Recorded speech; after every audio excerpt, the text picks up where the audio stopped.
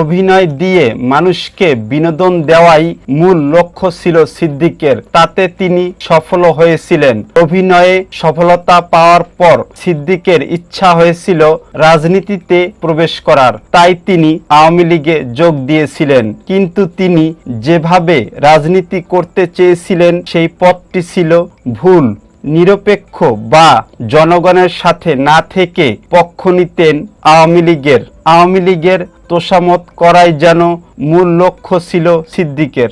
যেহেতু আমি বঙ্গবন্ধুর আদর্শের সৈনিক এবং মাননীয় প্রধানমন্ত্রীর আদর্শের মানুষ এবং বাংলাদেশ আওয়ামী লীগের পরিবারের একজন সুযোগ্য সন্তান বলে দাবি করি এবং আওয়ামী লীগকে ভালোবাসি ওতপ্রোতভাবে, সেই জায়গা থেকে 2018 সালে নির্বাচনে টাঙ্গাইল 1 আসন থেকে আওয়ামী লীগের মনোনয়ন প্রত্যাশী ছিলেন সিদ্দিক। বিশেষ করে ঢাকা 17 উপনির্বাচনে আওয়ামী লীগের মনোনয়ন পত্র কিনে সবার নজর কাড়েন তিনি। তবে কোনোবারেই আওয়ামী লীগের প্রার্থী হতে পারেননি সিদ্দিক। আওয়ামী লীগের তোষামোদি না করলে হয়তো তৈরি হতো না সিদ্দিকুর রহমানের বিরুদ্ধে জনরস।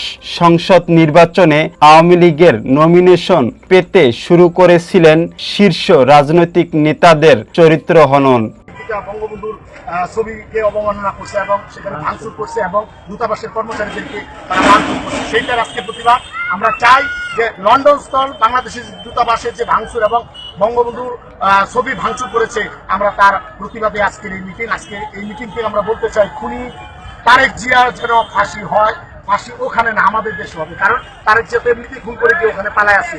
আলটিমেটলি সে লন্ডনে গিয়ে আবার শুরু করেছে যে সভা সমাবেশে হিংসাত্মক বক্তব্য দিতেন তিনি এবং জুলাই আন্দোলনে গুলিবিদ্ধ এক ছাত্রকে হাসপাতালে ভর্তি হতে দেননি তিনি।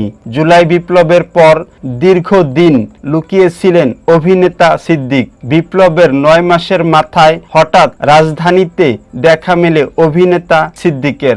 ভাইরাল হওয়া এক ভিডিওতে দেখা যায় উত্তেজিত জনতা রাজধানীর মিন্টু রোডের ডিবি কার্যালয়ের সামনে থাকা সিদ্দিককে চিনে ফেলেছেন। তখন জনতা তাকে মারধর করে পুলিশের কাছে সোপর্দ করে।